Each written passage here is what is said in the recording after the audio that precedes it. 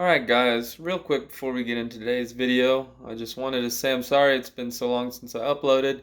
This video was actually recorded back in January, at least most of it, so some of it's going to be a little bit out of date, maybe some of the things I talk about, but I figure instead of refilming everything, I'm just going to go ahead and upload it, so hopefully you guys enjoy it. Thanks for watching. Hey guys, welcome back to the channel. The last video was of us going to Oklahoma City and it was a blast. Been pretty busy ever since, of course, Christmas and everything going on. Well, one thing I didn't mention in that video is that I actually ended up breaking the rear axle on the truck. So today we're going to work on taking it apart and seeing what happened to it and showing you some upgrades that I bought for it and go from there.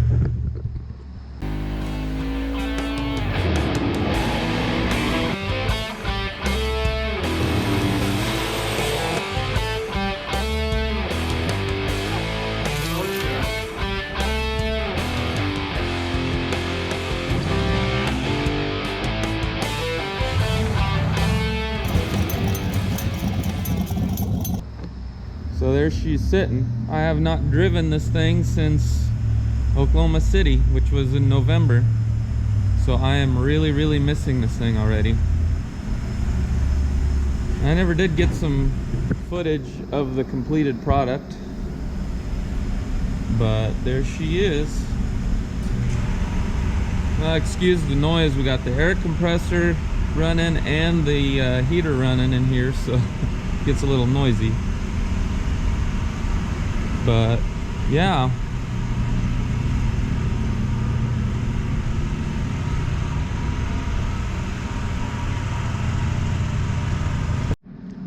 alright guys, so this is the new axle going in the truck. It's got some rust, which I only paid $350 for it. It's a GM 9.5 inch 14 bolt axle. There's some paint on the gears. I did already a little bit of adjusting the ring and pinion. So yeah, hopefully it'll end up working.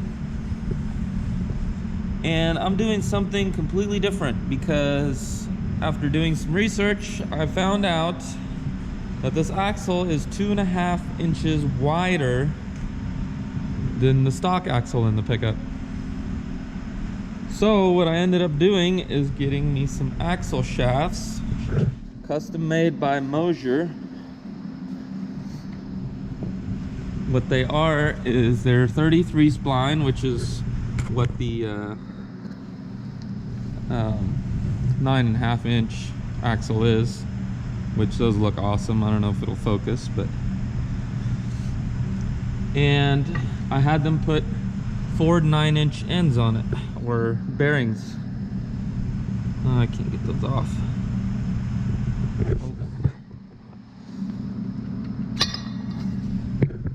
There we go. But anyway, I had them put 4 9-inch bearings on it. And so the reason I did this is because I wanted the axle narrower. If you take a look at this end here, these things I'm going to have to end up welding on the axle shaft, or on the axle tubes. I think I'm going to have to cut them off pretty much right there where that plate ends, and that's where they're going to end up getting welded on. And then I don't have to run C-clip, even though I do have a C-clip carrier. This is a Detroit True Track 9.5 inch carrier. Pretty nice piece. And yeah, here's another view of the end caps for the axle. So basically the axle will slide in there and have to weld it around the outside here. And I also got some 1350 or a 1350 yoke. I'm going to be converting everything to 1350, so I'm going to be getting a bigger drive shaft. Oh, and I almost forgot, along with this 9-inch kit, because of that, brakes was going to be an issue, but I guess not. I got a Ford 9-inch disc brake kit all complete with calipers, rotors, and brackets and everything. Already test fitted it on the axle and it works. And I got me a B&M girdle. So hopefully with this stuff, this new axle will handle a little bit more abuse than the old one. I'm sure it will. Alright guys, I'm gonna ramble a little bit. Like I said at the beginning of the video, the axle ended up breaking in the truck. Nothing catastrophic, the thing still drives, but whenever it goes around a corner, if I'm turning, it will clunk, clunk, clunk. So I think there's a spider gear broken. But good thing I caught it in time. I actually made a full quarter-mile pass, and after I shut it down, when I was going around the corners, I heard it. So that's when I stopped and I ended up loading it up on a trailer, and I haven't driven it ever since. But so I want to talk a little bit about what happened at the track. I ended up running a 9.7 was my best time out there at 138. And for those of you guys that have watched a lot of my videos and stuff would know that I've gone a 9.6 at 142 on 19 pounds of boost with my previous combo, which was a Borg Warner Billet S476 from Forced Inductions. And I had a Pro Yank 3400 stall, 373 gears, and a 30-inch Mickey Thompson Pro tire, which is actually the 315 Pro. So anyway, now I went to a shorter gear. Well, no, the gear is the same, but smaller tire, which gears it shorter. So I got a 28-inch tire right now. And I also went to a Pro Yank 3600 stall, which is quite a bit looser. I know it only says 200 RPM, but it acts more like 400 or 500 RPM looser. And the twin turbo kit. So I was hoping to go faster on the same boost level, but it turned out the opposite. I ended up running a 9.7 at 138. That was on 22 pounds of boost. So I have heard from others though that you do need more boost on a twin turbo to make the same power, depending on what kind of turbos you have. I don't know how true that is, but I don't feel like that's the issue, because whenever I went over my data logs, I noticed there was quite a bit of torque converter slip. And the earlier I would shift the truck, the faster it would go. And it's simply because it was falling on its face at the higher RPM. So I got that LQ4 in there with the 317 heads, and which are completely stock 9902 truck intake manifold, and a 220, 224, 112 cam, which is a really good engine setup, but it's not the greatest for revving it high. And with this shorter gear ratio with the 28-inch tire and the 3600 stall and the twin turbos, well, sorry, I got interrupted by the air compressor coming on. But I was saying that the 960 at 142 was on 19 pounds, and this combo was on 22 with the twin turbo setup when I ran a 9.7 at 138. So I went 4 miles an hour slower, almost 4 miles an hour slower, and 1/10.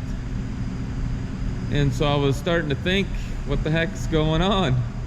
I was messing with the tuning. I even had more timing in there than when I ran my single turbo combo. But after going through the data logs, I realized what was going on is that the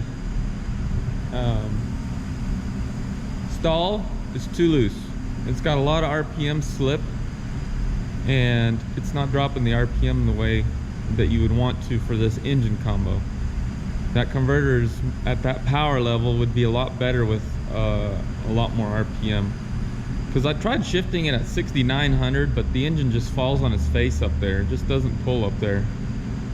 And at 65 it was okay, but then I was not getting as much RPM drop as I would like. I was getting 700. And then I tried shifting even lower, and no matter how low I shifted, it would always drop to 5700. So the converter was basically flashing to 5700 RPM with the power level that I'm at.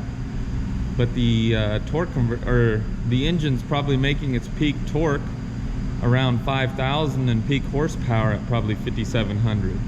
If I had to guess, maybe 5,800. And so that converter is just not right for the combo. So therefore, when I'm going to this new axle, I'm actually going to a taller gear, a 342 instead of a 373. And I'm going back to a Pro Yank 3400, and this time a triple disc, so I can lock it up on the big end.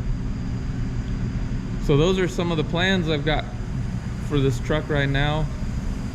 The torque converter, I already made a deal with a local friend. He had one of those laying on a bench in his shop, and the triple disc 3400, and he was interested in my single disc 3600 because he's going to be putting it in a lightweight vehicle. So we ended up making a deal there. So yeah, I guess we'll see how that ends up going yet, but so I got a lot of work to do the whole axle swap and the converter swap. So I'll be trying to get as much of it on video as I can for you guys to see. So yeah, here's the truck jacked up. Another thing I'm gonna change is actually the traction bars. I've been running slapper bars up until now, which I think I've shown you guys before. So I'm gonna be going to Caltrax. Already bought some, so we're gonna be putting them on at the same time that we do the axle. So yeah, I guess for now we'll go ahead and tear into this axle and see what we find.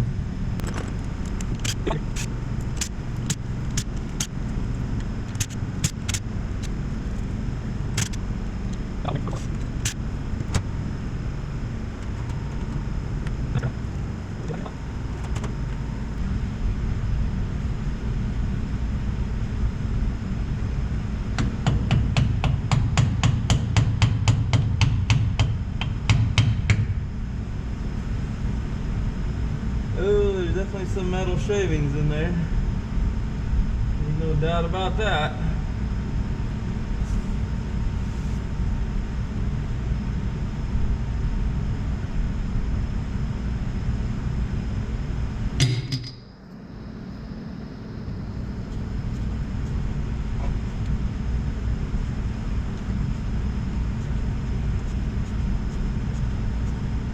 Lots of flakes in there for sure.